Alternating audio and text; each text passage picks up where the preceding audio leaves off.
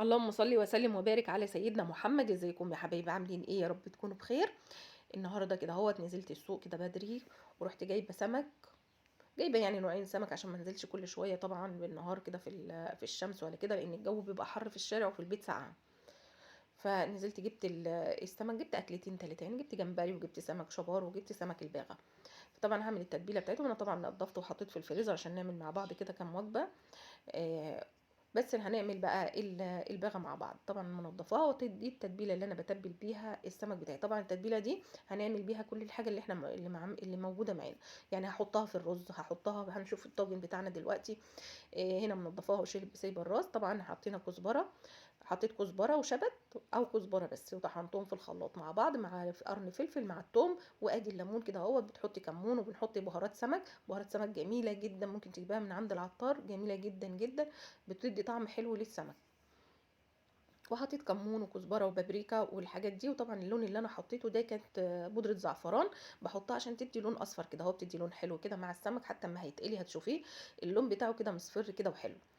هنا طبعا انا لما بنضفها البتروخه اللي بتبقى فيها مش بتطلع، يعني ما بتترميش، بحطها بسيبها زي ما هي فيها، وبعد كده برجعها تاني في البطن بعد ما بغسل السمكيه وبنضفها.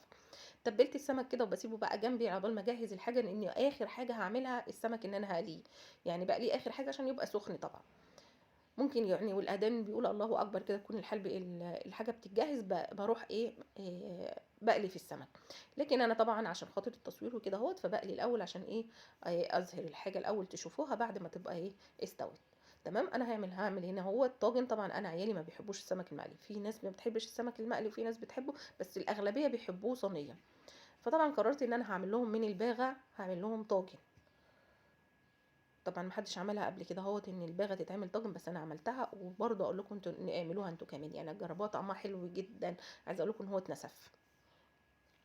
فطبعا عشان انا السمك مش هيعرفوا ياكلوه لو مقلي وكده ويقعد لي بقى، فانا ما بحبش الاكل انه يقعد، فقلت ان انا هعمل لهم الطاجن دوت. قطعت البصله على فلفل على قرن شطه على طماطم على خضره، واحطهم كده اهوت، والبهارات طبعا كلها. وطبعا حطيت معلقه من البهارات اللي احنا عملناها دي، برغم ان السمك متبل، بس نحط لها برده شويه عشان الليمون وكده اهو المزازه. بحشيها بقى، احط طبقه كده من الخضار، وانزل عليها بشويه رصه كده من السمك. احط كده في بطنها كده، كل واحده في بطنها كام طماطميه كده اهوت، ونحطها بالشكل ده.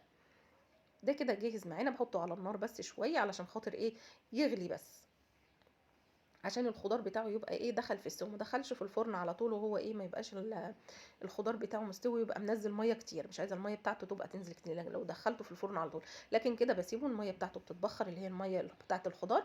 واما انزله الفرن هيبقى ناشف شويه، يعني مش هيبقى مليان ميه.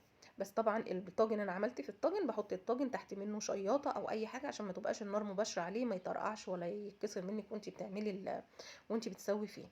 هنا بتبل السمك كده في كيسه كده اهوت، عشان خاطر يعني اللي يتبقى يترمي على طول، ما يبقاش فيه بواقي كتير. يعني بعمل على القد كده اهوت عشان ما يبقاش في معايا دقيق كتير ويتبقى ويفضل قاعد مستخسره ان انا ارميه ولا حاجه، لا على القد بالظبط. هنعمل هنا اهوت البصلايه بتاعت الرز، هولع على الرز كده اهوت. هنا يا دوبك بص الطاجن بدأ يبقبق، لان انا موطيه عليه النار خالص، وحاطه شياطه علشان خاطر مش عايزاه ان هو النار تبقى كتير على الطاجن. فهو بس يبدأ كده هو يشيل بس يتبخر كده، يطلع بخار المية تطلع منه شوية. هنا البصلاية خلاص احمرت، وبعد كده بنزلت عليها بطماطمية مبشورة، ونزلت عليها بمعلقة من البهارات من التتبيلة اللي احنا عاملينها بتاعت السمك. تمام. تحط لها بقى مقدار المية بتاعتها وملحها وحاجتها، وخلاص على كده. هنعمل هنا هنعمل مسقعة. هاتي شوية زيت. طبعا التوم. طبعا السمك ما يحلاش غير بمسقعة او بتنجان، يعني لازم يكون جنب منه يا بتنجان يا مسقعة. فما بيحلاش غير بحاجه، يا فلفل مقلي، اي حاجه اللي موجود لازم يتعمل جنب منه، فلفل بتنجان اي حاجه، يعني المهم ان هو يتعمل جنب السمك حاجه من دولت. مع السلطه طبعا، يعني احنا مش هنستغنى كمان عن السلطه، احنا هنحط ده ونحط السلطه كمان. طبعا التومه، طبعا الطماطمايه اللي انا عاملاها دي مبشوره، يعني حطها في الخلاط ان هي طلعت زي المبشوره كده اهوت، مش ان هي يعني مش تبقاش طالعه مهروسه قوي، يعني ما تبقاش معصوره. تمام. الحله دي هنعمل فيها قشر الجمبري. شوفوا بقى الحله دي، انا قلت لكم انا جايبه جمبري، وبنتي قشرته لي طبعا عشان اننا نشيله. هنعمل شويه ملوخيه بالجمبري كده مع بعض في فيديو لوحده يعني. حطيت تومه، حطيت زيت، وحطيت التومه كده تتقلى. بعد كده هنزل عليها بقشر الجمبري، هنشوفها برضو بعد كده اهوت. ونعمل منه شوربه. الشوربه هناخدها دي نعمل منها شويه الملوخيه، بتبقى زي العسل، بتبقى طعمها جميل جدا اللي هي الشوربه دي. بصي نزلت عليها كده اهوت بالقشر، وحطيت عليها معلقتين صلصه من صلصه المسقعه. واسيبها بقى، احط لها الميه بتاعتها واسيبها تغلي.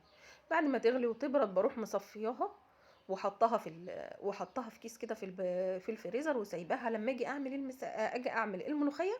اروح مطلعاها حطاها هي، بدل ما احط ميه على الجمبري احط الشوربه دي. يبقى انا عندي الجمبري وعندي الشوربه بتاعت الجمبري بتاعت القشر دي، بتدي طعم جميل جدا، بتخليه الملوخيه طعمها زي العسل. طبعا المسقعه عملناها. طبعا انا ما رضيتش احرم عيالي من اي حاجه، فشلت لهم شويه جمبري من بتوع الملوخيه. هو جمبري صغير بس ايه، هو بتاع ملوخيه. فقالت لهم بقى شويه.